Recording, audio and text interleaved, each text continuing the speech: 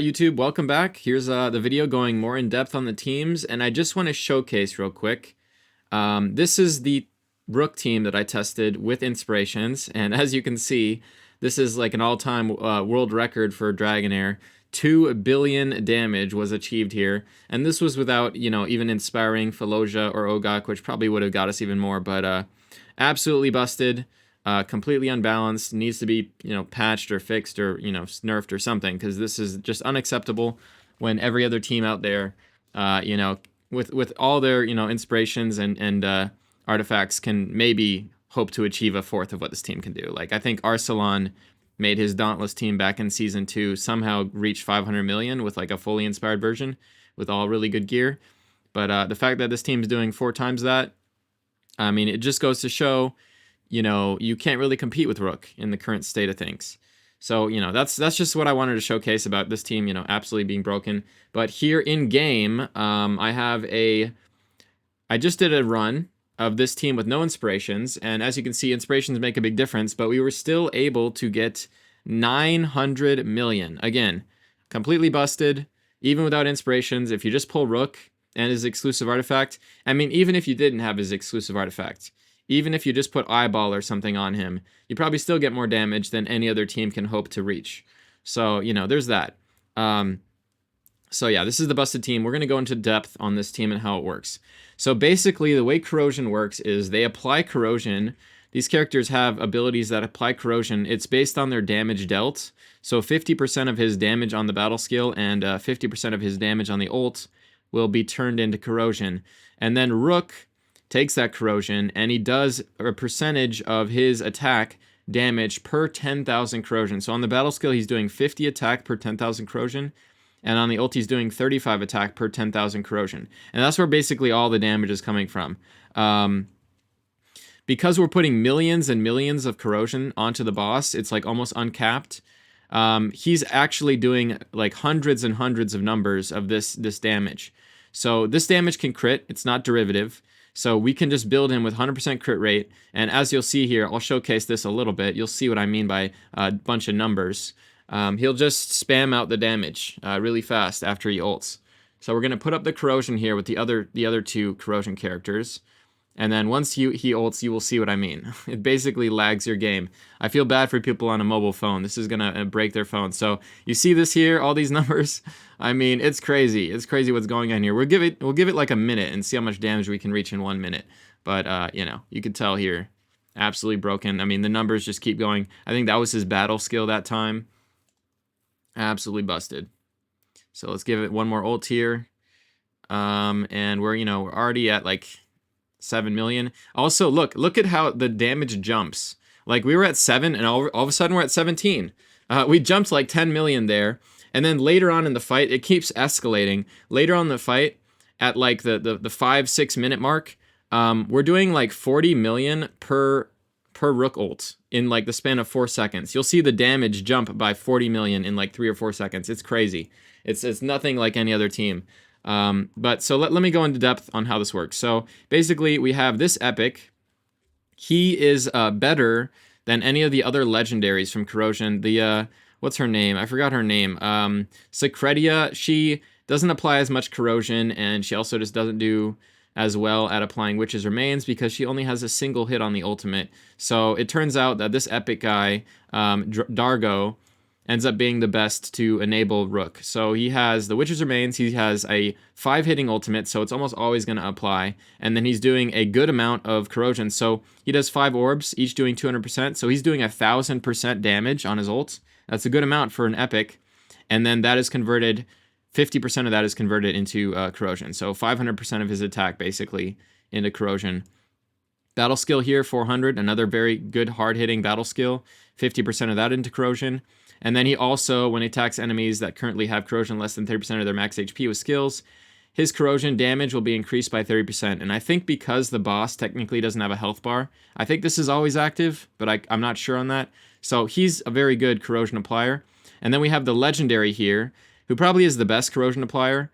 Corrosion is based on the damage you're dealing, so you want, like, legendaries have higher base attack, they're going to do more damage, and he gives himself a lot of extra damage. So first of all, he's giving himself increased damage, or damage dealt with will be increased by 30%, and corrosion will be increased by 15% when he's invisible.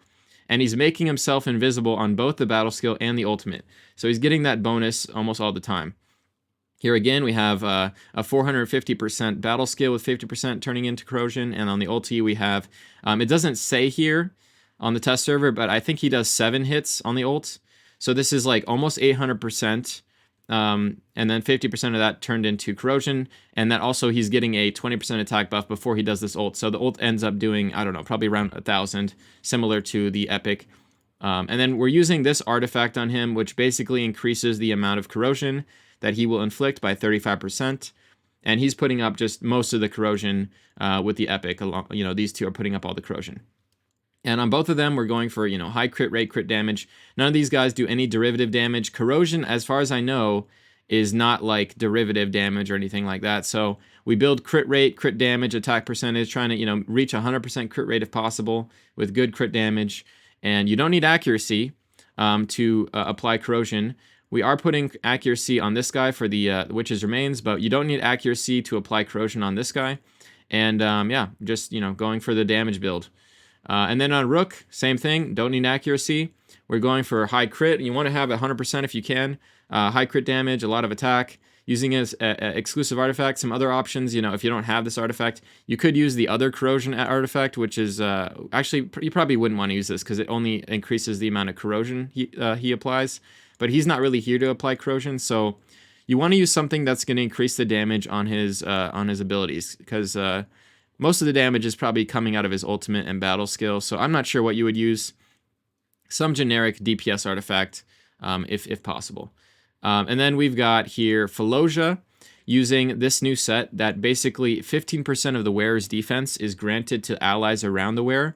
And so we have everyone around her, so she's giving defense to everyone around her.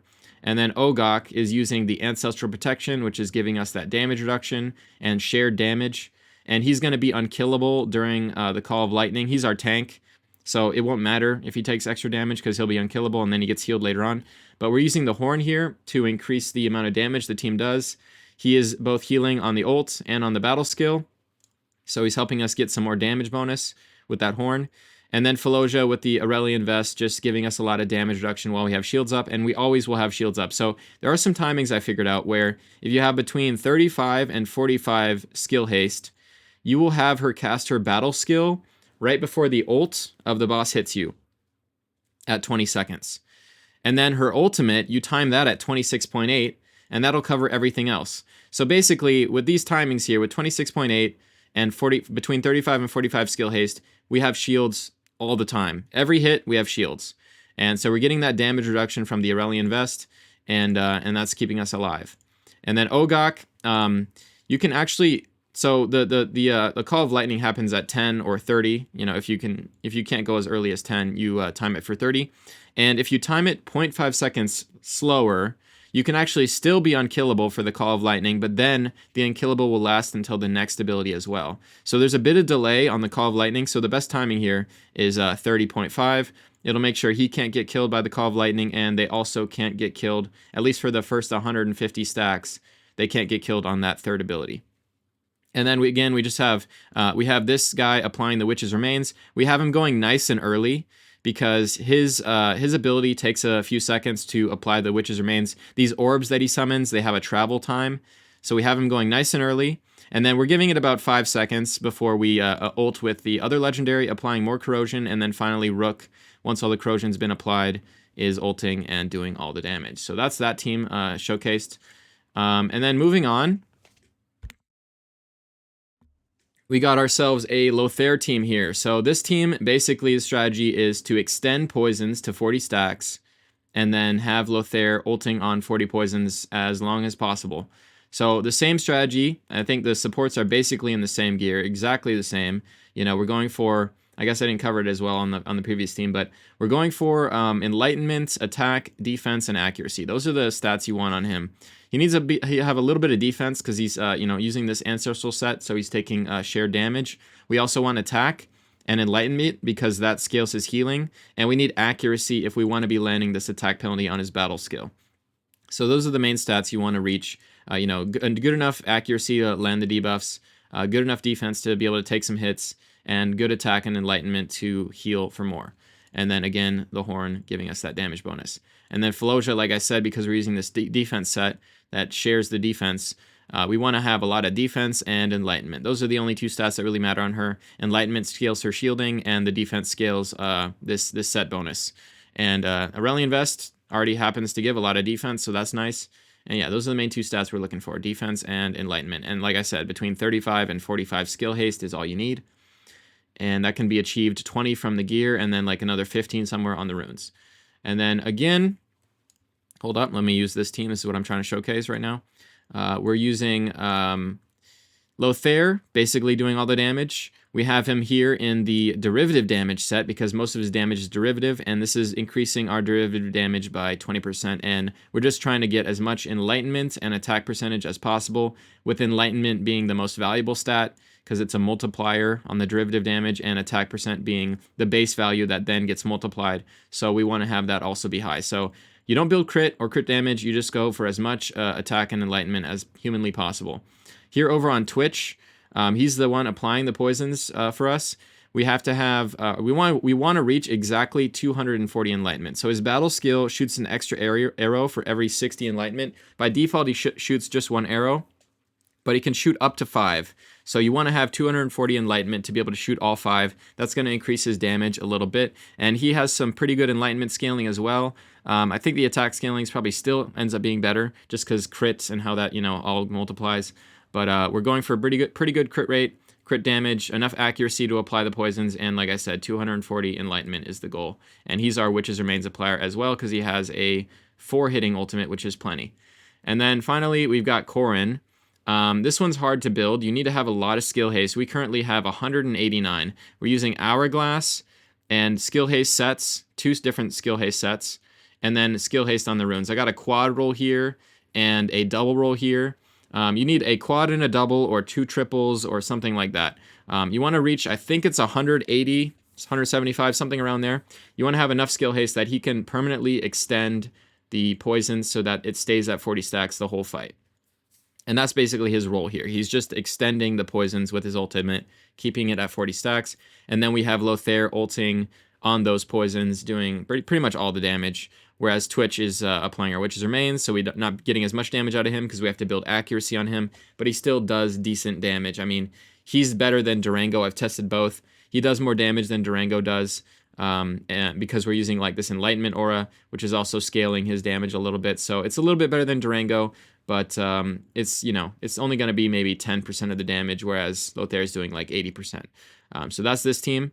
Moving on, we got another variant of Lothair, this time using the Rei-Ta, and she can cleanse on her ultimate. So we don't have like a dedicated tank here, really, and we don't have unkillable, but we can use this new artifact, which makes it so that if we take 35% of our max HP in a single hit, the damage will be reduced by 40%.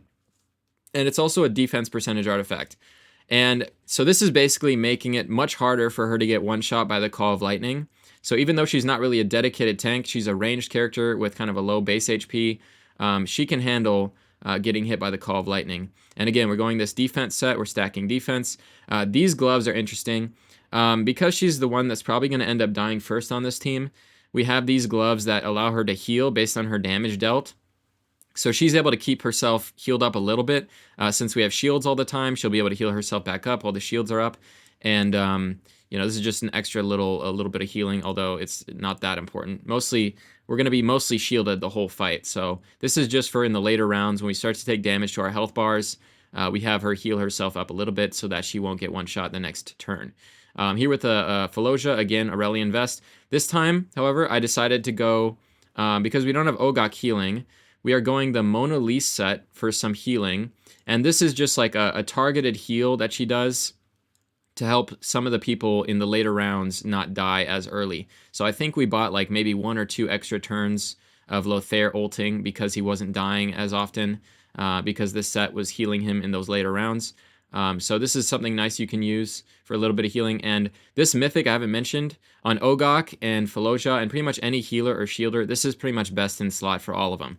This has a 50% chance of increasing the healing or shielding granted by the wearer by 50%. This is incredible. And on people like Garius, for example, who, if you're using staff on him, he's doing healing and shielding. I think this double dips.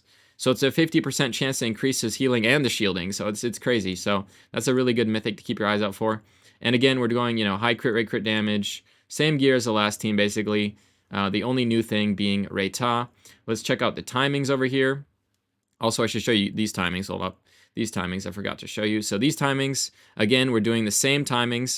This is 26.8, and Ogok's at 30.5.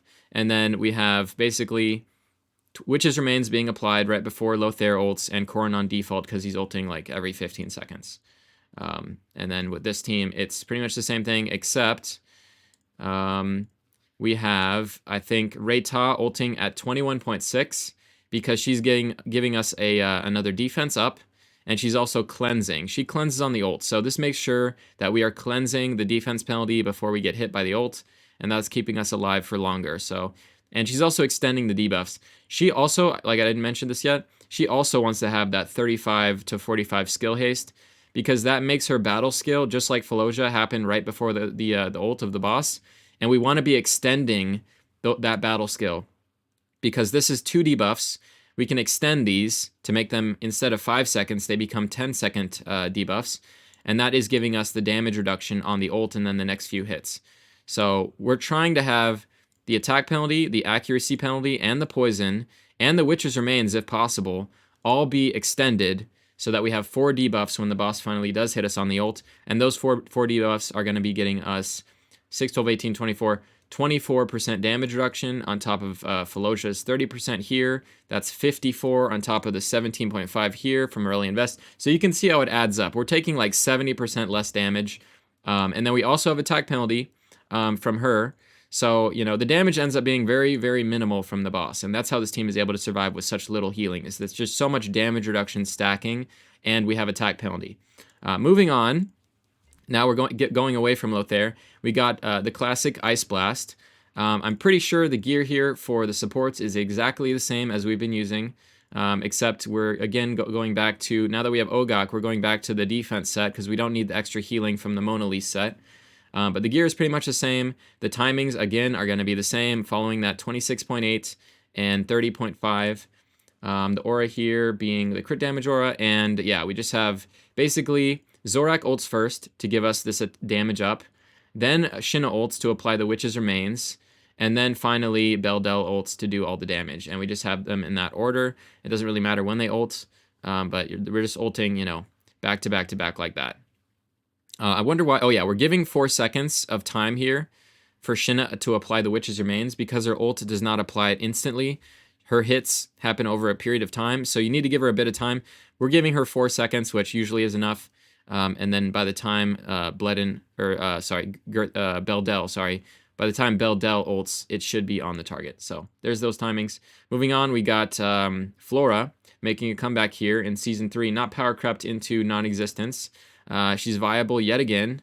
And we are basically, every Flora team is pretty much the same thing. You have Flora ult, then Erich ult to apply the Witch's Remains, and Wild proc for her ult to do more damage. And then you have Tononon giving a bit of time for Erich to apply the Witch's Remains. We have Tononon coming in last. Now, you could alternate, depending on your gear, depending on your inspirations, you can alternate the Witch's Remains duty to be either on Tononon or Erich, but I found Tononon did more damage than Erich, so I felt like it was better to go a more DPS-centric build on her and have Erich be the one that has to have the accuracy, because she ends up just doing more damage, especially once she's fully stacked on her passive. So we decided to go Pipe Organ to increase the damage Flora is doing, because pretty much all the damage, 70% of the damage on this team is going to be coming from Flora.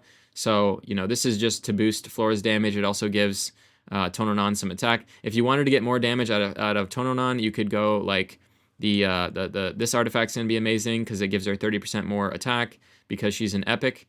That's another option if you don't have the Pipe Organ. But we have Erich applying Witches, her giving the Pipe Organ, Flora with her exclusive, of course. Again, going the derivative damage set, stacking as much attack and enlightenment as possible. Both of these guys are built for crit rate, crit damage, attack percentage. And then we have, again, Horn giving us more damage, similar to what Ogok was doing with the other teams. here with Acilia. We're using the defense set. You could also probably try out a ancestral protection set. That's another option.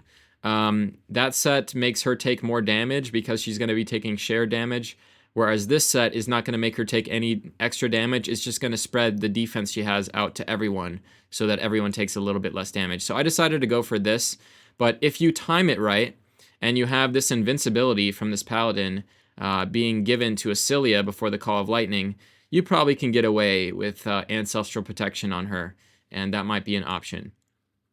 This new healer, Cinerel, he's interesting. He can keep attack penalty on the target almost the whole fight. So we have pretty much permanent attack penalty, which is beautiful. And then he also does some pretty massive heals. So I'm using the staff on him because he's, similar to Garius. He does a big heal on the ult, which gives us a nice big shield. And we're timing that to give us some shields during important times of the fight when we're taking a lot of damage. And then we also have him healing based on attack. So we want to stack as much attack as possible. Again, going back to why the pipe organ is so good, is it's not just helping our Flora do more damage and our Erich do more damage, it's also increasing the amount of shielding and healing he's doing, because he's actually, believe it or not, even though he has a sword, he's a ranged character. So he gains a benefit here from this pipe organ. So the pipe organ is boosting up his attack, and then we're using some interesting, you might not know why, but I mean, you can understand why we're using this one, the one that gives us increased healing, but this one is interesting. So this mythic increases your attack by 15 for every 1 skill haste. And this ends up being a lot of extra attack. More than you could get by going like a different set bonus or something. So because we're using staff already and it has 60 skill haste, and then we're getting some skill haste on the runes as well, we're ending up with 117 skill haste, which if you do the math on that, let me see here. That's 117 times 15. That's a lot of extra attack he's gaining. That is 1,755 extra attack. So even though his attack value here is only at 5,500, you add 1,700 on top of that, and then whatever the pipe organ is giving, you add that on top as well, and he ends up having like almost 8,000 attack or more. And that's going to increase the amount that the heals and the shields equate to. So basically, you could manual him every round, but you really don't need to. You just need to manual him in the late rounds when the Call of Lightning will be one-shotting your Acilia to give her that invincibility. This is not unkillable. This doesn't put your Acilia at 1 HP. This is invincibility. She will take 0 damage. Like, it'll basically be like nothing happened. So yeah. And then, of course, I didn't mention it, but this Emperor set, the reason why we're going this is because the skill haste ends up being more attack than going a 20% attack set. Or actually, this is giving attack and skill haste. So we don't need the crit, we don't need attack speed, we don't need anything like that. Both attack percentage and skill haste are boosting our total attack. So that's why we went Emperor for those last 2 slots. And yeah, that's the team. Here's the timings. We have Acilia is ulting at, that's the wrong timing. I think it's supposed to be 27 and 29.9. So basically, the shields from Cinerel, they proc right before the 3rd ability, and that's protecting us there. And then he's also ulting right before the Call of Lightning, so you can have him keep someone invincible, like Acilia, for example. And then Acilia's ult is happening so that we have the debuff immunity, which will always basically prevent us from getting defense penalty. And she's healing in between the 2 hits of the wave breaker, so that we're getting the heal, the most amount of healing per turn as possible, and healing her up in time for the Call of Lightning so that she's full HP, hopefully. And then everyone else here, again, is just ulting in order. We got Flora, then Erich, then Tononon. Moving on, we're going over here to Dauntless. This is just unkillable Dauntless. We got the timings here for unkillable. I'll show those. So 26.5 Ogok, 14.5 Zephy. This will keep you alive until 150 stacks, at which point you'll probably die. And then we just, squeeze as much damage in the meantime. We are using Thorvald to apply Witcher's Remains. He's starting off at 9 seconds, then 2 seconds later, Naschenka's ulting. So his ult lasts 12 seconds and hers lasts 10. So this 2-second difference here is perfect. We want Thorvald's ult to be active the entire duration of her ult, because that's when he's shooting the most amount of arrows, which is equating to more arrows or whatever, feathers from her. So 2 seconds apart. And then lastly, I guess we're just having Avelio's ult after Nastjenka, it doesn't really matter.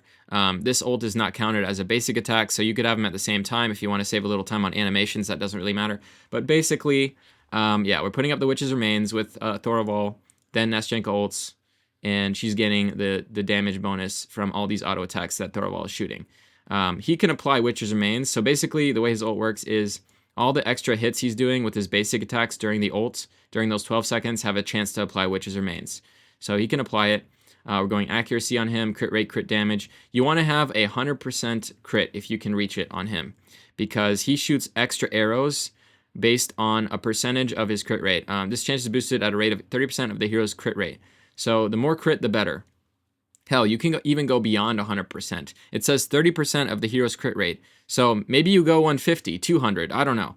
But the idea here is you want him shooting those extra arrows as much as possible, because that is equating to more feathers from her and more damage from her, and also more derivative damage procs from Avelios. So basically, Thorvald is the enabler, doing all the basic attacks for both Nastjenka and Avelios to pop off. We got Avelios here with, again, the derivative damage set and the Queen's Fan, putting him in the back. I don't think this matters that much because I think there's like 7 tiles between us and the boss anyway, regardless of where we go. But we're putting him in the back just for safety's sake, because this gives you damage bonus based on how many tiles you are apart from the target. And again, this seems to be the best in slot mythic glove for pretty much everyone if you're timing your ults around defense penalty. I've tried all the other ones. This is like for arena. This one is only if you want to stack a lot of attack and you're already building skill haste. And then this one, it might be bugged, but even on characters like Felicity that are constantly gaining ultimate energy, it didn't seem to increase the rate at which she could ult. So something weird is going on with this one, but it doesn't seem very good. I could never make this one outperform. So always going with the precise carnage gauntlets for pretty much everyone. And then again, Zephy and Ogok, we can build them very aggressively. We're unkillable. So we're deciding to go for the pipe organ here on Zephy to increase the damage that our Thorvald and Avelios can do. And we're just stacking as much attack as possible. So we're doing the same strategy we did with the previous guy, Cinerel, where we got the gloves that give attack based on skill haste. We got skill haste and attack percentage everywhere we can get it. And then we're going the skill haste Emperor set. And this gives the most amount of attack as possible. And so basically the only stat we're trying to get here is attack. So we got this weapon here with like four quad roll. I mean, that's like optimal, but yeah. And then with Ogok, we have, it's kind of interesting. This team's unkillable. So we went the healing set, not because we need the healing to survive, but because we're using the horn on him, and this counts as another heal. This is another opportunity when he ults to give a damage stack to one of the allies. So hopefully when he ults, he heals someone, one of our DPS, and gives them another stack of the horn buff. That way we get just a little bit more damage. And again, the stats don't really matter. You could just build damage because you're gonna die at 150 regardless. So we just went, I think actually we did go high skill haste. We went high skill haste for a reason. We want him to be spamming his battle skill as often as possible because this is healing, so it's giving those horn procs. And, you know, since his damage is kind of irrelevant, whatever runes give the most skill haste is probably going to be best. And then we move on to, this is the Dauntless version using actual affinity bonus, 5 affinity bonus, using the 2 best supports we could come up with. So Tauren is just doing a lot of healing using the Enlightenment healing artifact from Season 2. I think it was Season 2 Pillars. And then we got Nathaniel is giving us the horn buff, giving us all that damage bonus, and also cleansing and giving us defense up and stuff like that. And here's the timings for that. So he's giving us that defense up right here at 21.6. And Tauren is healing, again, similar to Asilia at that 27 mark to heal our tank up. In this case being Tauren, or sorry, not Tauren, Nathaniel's our tank. So Tauren is giving a portion of his stats on the passive to Nathaniel, and then we're stacking a lot of defense on Nathaniel so that he can take the Call of Lightning and handle that hit. Plus, it's very hard to get less HP and make Tauren the tank because we're using Horn, and Horn gives 60%. So it ends up, you're kind of forced to use Nathaniel as the tank. And again, we're just stacking defense. You want some Enlightenment for the shield power, but it's not that important. I think the defense is more valuable here since he's spreading that defense around with this set bonus. And then you've got this, again, increasing your shield power, and Tauren, again, using the same thing, increasing your healing power. And one Ancestral set and one Puppeteer set. And then again, the same gear on the DPS as the previous team. Moving on, we got our first rally team, this being with our exclusive boy here at the Lendor. And the timings, similar to the Flora team, are pretty much the same here. 29.9, 27 for Cilia. We're using the same exact gear we had on them. But now we're using Rally with the Lendor in his exclusive, going high crit rate, crit damage, attack percentage. Laurenthiel with Pipe Organ, just to help out with the attack for both the support here and for Alton and himself to do a little more damage. And we're stacking attack again with using this Energy Harvester and building some skill haste on the runes. We decided to go for this aerial ruler set instead of the Emperor because this time around, since we're not using the staff, we don't have as much skill haste, and we're actually getting a lot of crit damage, 128 crit damage, so the extra attack from this set bonus ended up being better. Since we're not having to use the healing mythic on him, he doesn't do any healing, we can make a full 3-set bonus, so we wanted to get this 3-set bonus effect that is giving us extra crit damage, extra attack per crit damage. And so we have 128 crit damage, which is turning into a lot of extra attack for the Pipe Organ. And then we've got Alton over here applying our Witch's Remains, again being built with enough accuracy to apply it, and then crit rate, crit damage, attack percentage. Timings are a little awkward in this team, so I tried a bunch of different timings, but for some reason, you can ult every 15 because Laurenthiel is turn boosting you when you use Rally, but for some reason, I couldn't get Alton and Laurenthiel to ult at the same time every round. There's some bug going on. I don't know, you guys might know in the comments what's going on, but Alton somehow gets out of sync and then starts ulting at different times when we want them to ult at the same time. We want them to be giving these buffs that they give. Alton gives a crit damage, it's a damage buff, and then Laurenthiel gives an attack buff. We want both of these buffs to go on Earth Elendor to do the maximum amount of damage when he ults, and for some reason, the timings get messed up. We only can get these timings to work for about half the fight, and then they get all out of sync. But ideally, you want these guys both ulting at the same time or around the same time, 1.1 second apart. You give some time for Alton to apply the Witches. He needs like 5 seconds because his ult takes a while. And then you have Telendor ulting on that Witch's Remains and doing maximum damage with Rally and all the buffs. And so that's this team. This team did more damage, but again, like I said in the previous video, I did the math based on the weekly buff, which is a 30% more radiant damage buff. So this team did like 100-something million, but then I multiplied it or divided by 1.3, and we're at 88 here. So this is probably what you can achieve with no weekly buff. Next, I guess we'll go over the other rally version, which is using Filto. Pretty much the same setup as before with the Lendor, except we swapped out the Lendor for Filto, and using pretty much the same gear, except instead of the exclusive artifact, we're using the Flute of the King, which is giving him more damage on the ult, which is basically where most of his damage comes from. Moving on to Shadow. Here we have Unkillable Shadow. So, like I said before in the previous video, Ozul is the highest damage dealer for Shadow. We're just trying to maximize the damage he can do. So we're bringing in someone who can keep the defense penalty up permanently, which is Taldi. He can keep that defense penalty on the boss the whole fight. And then we're using Garrett to bring the crit damage aura so that he can do more damage.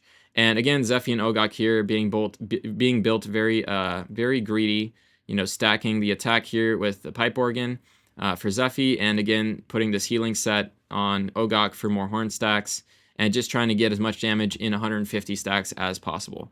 One thing that's interesting to mention is because this Ozul character starts the battle as a ranged character, I guess I'll show you, and then he turns into a melee demon. I think because the Pipe Organ is, the Pipe Organ procs at the start of the fight, and because he's still a ranged character at the start of the fight, he benefits from that Pipe Organ. So he is gaining bonus attack from the Pipe Organ. Even though he turns into a melee character, he's starting out as a ranged, and so he's getting that extra attack, and then that lasts for the whole fight. So Pipe Organ is very powerful on a team with this guy because he's basically a ranged character that turns into a melee, so it'll still apply on him. Moving on, we got the other variants of, let me show you guys the timings. I mean, it's the same thing. 26.5, 14.5 for the unkillable timings. The rest of them don't matter. Like I said, this guy keeps Witch's Remains permanently on the boss, so you just leave him on default. Ozul, most of his damage is from basic attacks when he's in his demon form. So again, on default, doesn't really matter. And then Garrett, again, doesn't matter. We're ulting as often as we can. Moving on to the Ozul team using 5 affinity bonus, we had to use 3 supports to keep the team alive. We have Utior, Tauren, and Zephy. So we're kind of alternating the unkillable, sort of. I mean, Utior doesn't really have unkillable. He has defense up and resurrection at death, but it's similar. And we're trying to use the same fundamentals from like Ogok Zephy team here. Not to as great effect, as you can see, only 72 million. But the timings basically are Zephy's giving us that defense up and unkillable status at 21.6. And then we have Utior giving us the resurrection right before the Call of Lightning hits, and then it extends all the way to the next ability. So we're being covered on every ability here with either unkillable or resurrection at death. The problem with this team ends up happening later into the fight where someone dies, reses, and because they only res with 75% of their previous ultimate energy when they died, what happens is they can no longer get to the ults on time. So it's fine if Ozul, Taldi, even Tauren, it's fine if they die. That doesn't really matter. But if Zephy dies and then reses, she will then have less time to get to her ult, and she won't make it on time, and then we end up dying. So you could try to build her really tanky, and maybe you get better results out of her. I still have this, pipe organ setup on her. That might be a better setup. I have not tested that really, but that can be where this team ends up having flaws and dying, is when Zephy dies, reses, doesn't have enough ultimate energy, and then can't get to the 21.6 timing in time. So you could try that. You could also try like Hourglass to try and compensate for that. So even if she does die, she has enough skill haste that she's able to get to that timing. And again, Ozul, Taldi just on auto. We have here Tauren healing at 28.5. This is right when the unkillable status from Zephy ends, and right after we get hit. So this is basically healing as soon as we've used up our unkillable. We're healing to recover our HP back. So 28.5 for him, and again 30.5, 21.6. That's those timings. Let me go back here and cover the burn team. Oh wait, hold up. This team, sorry. Getting carried away here. Okay, so this is like a more budget version of what I already showed over here using the Faloja Reta damage reduction. But instead, we're putting in Stegamuffin to help give us some more debuffs. He's also a consistent Witch's Remains applier, and he brings us that nice 30% attack aura. He's a little inconsistent. I was kind of disappointed with him. Sometimes we have 5 debuffs, other times we only have like 2 or 3. It's kind of hard to maintain 5 debuffs even with him. Kind of disappointed with him, but he probably ends up being slightly better than Eli, which is the other option that you could use in a team like this. So this team is basically just your typical 2 Ice Blast doing all the DPS, and then the other 3 are providing survivability. This guy's providing a lot of debuffs. He's applying Witch's Remains, and he's also giving you attack penalty here and there. And then we've got the damage reduction and defense up and cleansing and stuff coming from Faloja and Reta. And then these 2 are just here for damage. So let me go through the gear real quick. We got Witch's Remains, the attack speed set here on him, hoping to apply more debuffs. And we're building, I think, some attack speed if we can on the runes. Actually, we don't have any, but I mean, you could try to get some. Faloja pretty much in the same gear as before. Again, going back to the healing set on her since we don't have Ogok. And Reta again with the defense set with this artifact for taking less damage from the Call of Lightning. We have Girthin here with the Revatrixes, one of the best artifacts for any rare or epic DPS. And then Shinna is on Music Box because we're pretty much always shielded on this team. So Music Box is really powerful. If you had, I don't know, the Blooms or something, that's another option. There's other options, but we're using Music Box here. And then moving on to the more budget version, this is the most budget version. We're using Eli to apply the Witch's Remains and give us that consistent poison. He also is giving us an aura, this attack aura. And then it's pretty much everyone else in the same gear except we're swapping Stegamuffin for Eli. And here's the timings. We got 21.6, again, cleansing us, 26.8. These guys are just ulting after each other. Eli to apply the witches, then this guy ults. You leave Girthin on default because she has a low cooldown on her ult, and most of her damage is coming from the battle skill anyway, so you don't want to like time her or limit her. There's no real reason to do that. Same timings here, except Stegamuffin, we have him ulting as soon as he can and just on auto. He's able to ult every 16 seconds, so we're just getting the defense penalty more often. So that's why we have him at 16. It doesn't really matter here. You could also time him. If you wanted to guarantee that you had the defense penalty up and you got it extended by Rayta, you could just time him every 20 seconds and have him go at like 12. And that way she'll extend his defense penalty at the end of the turn on the ult, and you'll get a 15-second defense penalty. Whereas if you let him ult every 16 seconds, you have, I guess, 6 seconds of downtime on the defense penalty, but there's also a chance that it'll get extended. So it ends up being more uptime if you just leave him on auto than it is if you time him. But the damage reduction is slightly higher, 6% higher. You can guarantee it to be 6% higher if you time him, because that's another debuff that's contributing to this damage reduction. So I just left him on auto. I think the best results are achieved with him on auto. And then we're using the attack aura. And then here's I already mentioned this team, so I think I've covered everything except this one. We'll go over aura last. I got to talk about that a little more in depth. I think that team is bugged, but here we have the burn team using all the legendaries with, Ascetius on his exclusive artifact. We got this artifact for Karf. He can actually get 15 stacks. Durham can't, so I decided to put this on Karf and use Durham for the Witch's Remains. But basically the supports are the same as mentioned before in all the other teams. Same gear and everything. We're just using Ascetius, high crit rate, crit damage, attack percentage with his exclusive. We got Karf with a little bit of enlightenment, enough accuracy to apply the burns, and also trying to get high crit rate, crit damage, and attack.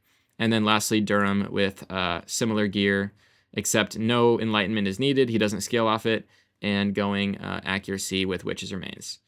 And basically we have him ult back to back to back. First Durham to apply the Witch's Remains and give us this attack buff, or crit buff, both.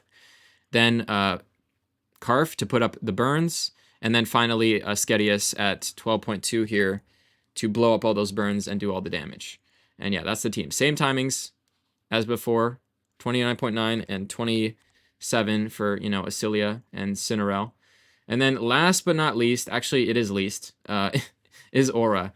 This team I think is bugged because the percent HP damage that a lot of these characters do, almost all the Aura characters have some kind of targets max HP damage, is not being applied on the Vortex, and that's why they are suffering so much for damage. So all this targets max HP damage is just not even happening. So, this team gets outperformed by pretty much any other team that functions properly on Vortex. But again, we're going same two supports. Acilia, Cinderelle, same gear. And then we have, let me load the gear real quick. We have the Epic, who's pretty good at applying Witch's Remains. She almost always applies it. She does a lot of extra hits here on the ult. And then we have the exclusive with her artifact, and this fairy with the other aura artifact that they released this season, which basically just gives her some more damage when she consumes aura. So the timings here, we have the defense penalty girl, applying that first. We have to give her some time. She's another character, you need to give her some time to apply it. We have her going at 12, and then we're waiting like 4 seconds, then following it up with this fairy, who's giving us the aura, and getting us into the blaze state. And then finally, when we're in the blaze state, we want this exclusive hitting as hard as possible with the ultimate. She hits 3 times when she's in the blaze state. You want to try and maintain her in the blaze state as long as possible. She will sometimes not ult in the blaze state. This other legendary, Diantha, can't keep her in the blaze state for the whole fight, but it's like 7 out of every 8 ults or something is in the blaze state, and then there's like 1 ult of no blaze state every like 7 or 8 ults. So it's pretty good. And then Diantha also does some okay damage, and she's basically just maintaining, keeping us in the blaze state more often. That's basically all she does, is provide extra duration of in the blaze state. Because whenever someone else is trying to consume blaze energy or aura energy or whatever it's called, she will then refund that and take it from her instead.